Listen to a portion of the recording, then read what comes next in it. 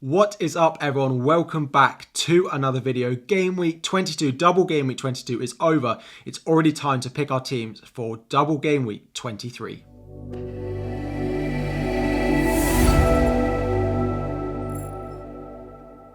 Welcome back, FPL Harry here, and as I said, Game Week 23 fast approaching, less than 48 hours until the Game Week 23, double Game Week 23 deadline. Today we're going to be having a look at my team selection, any transfers I've already confirmed, where I'm planning on going with my team, general discussion about some of the hot Arsenal and Manchester City assets that we might be wanting to own going into this upcoming game week. We're going to have a review quickly first though of how we got on in Game Week 22. It was triple captain Marcus Rashford. I am recording just before that game. I don't have team news, but it does look like Marcus Rashford is starting. Hopefully he can get a couple more returns. Just one return I think would be enough for me tonight. I'm still already very happy with how he got on, of course, as my triple captain, but if we could get one more return from him tonight, I think that would really put the icing on the cake. It is putting me on a green arrow. Again, at time recording, I'm on 79 points and I'm up to 4k. I will update the overall points and the sort of new rank after the graphic, after the match takes place, but I won't be able to comment on it. So hopefully I'm in and around the 3k mark if I do get a return from Marcus Rashford tonight. To be honest,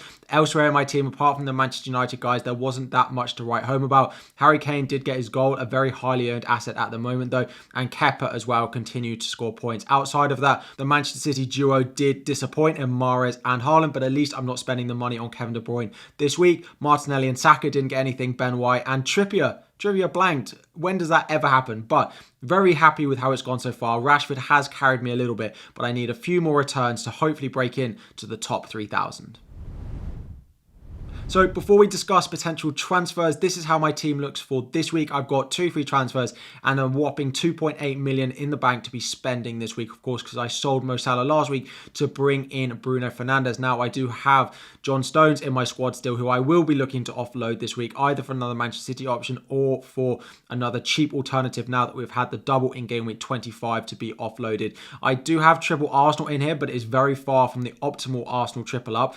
And given they have a double in Game Week 25, I will be looking to correct that. I do think Martinelli to Odegaard, Ben White to Gabriel would give me the triple up that I'd be most happy to have at the moment. Then I have double Manchester City at the moment, so I am a bit off where I want to be for the Game Week 23 double game week. So in terms of my transfer targets and my transfer plans, I basically have 2 options. Both involve a -4 and actually they could involve a -8 as well. And I don't think it's completely out of the picture for me to take a -8. I took one a few weeks ago and it went okay. It didn't pay off necessarily the week I took it, but it paid off the few weeks after. And that's the similar thing to what I see with this one. So the 2 sort of core transfers would be selling John Stones. And actually I've spoken about Bueno, I've spoken about Tyrone Mings, but it is Tarkowski that I'm looking at as that cheap defender just because of the double that got announced in Game Week 25. Everton are also guaranteed to play in the blanking Game Week 28. Now it is away at Chelsea. The other option I could go with is to a Wolves defender, probably Kilman just because he's the cheapest. Again, he plays in the blanking Game Week 25. He's not guaranteed to play in Game Week 28, but if they do play, it will be against Leeds, which is a better fixture than Tarkowski has away at Chelsea.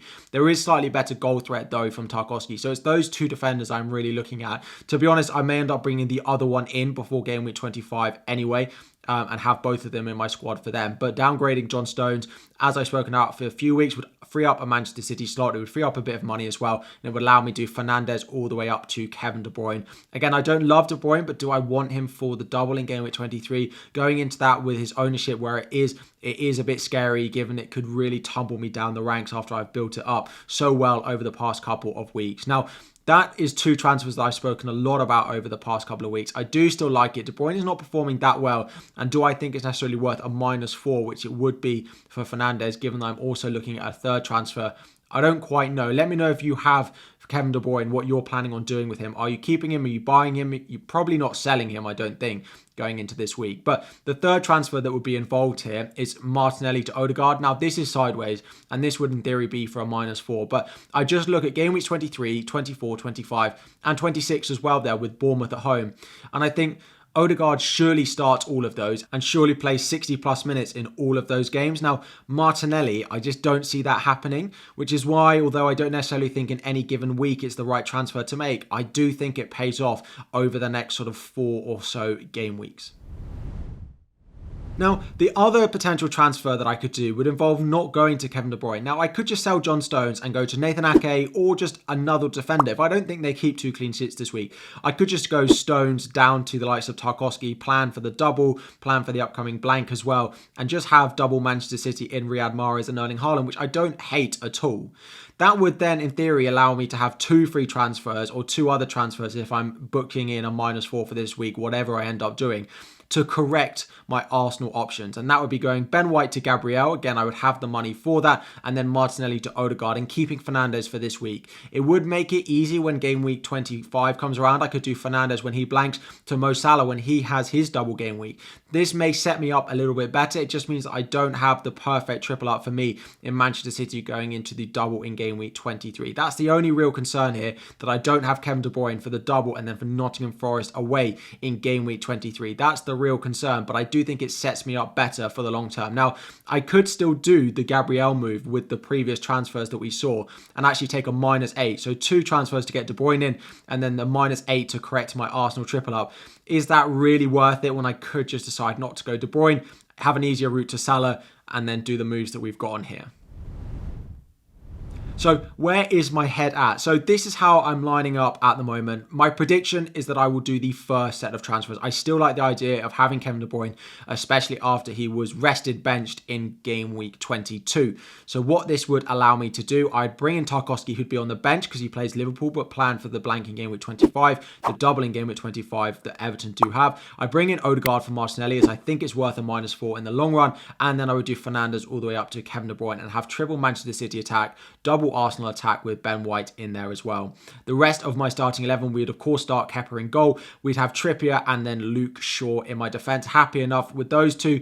Bournemouth away is an interesting one. I do think that there'll be a clean sheet in there for Newcastle, but continuing on from Botman and Pope, the amount of owners there are of him, I hope Trippier concedes. Then Luke Shaw, hopefully an attacking return for him in there, but new manager Leeds, we don't quite know what we're going to get from them. In midfield, we have, of course, a lot of doublers. We have Mahrez doubling, Saka doubling, it would be De Bruyne doubling, and it would be Odegaard doubling with Marcus Rashford, star boy. Let's hope he can get something tonight as well to make him real star boy in my FPL team.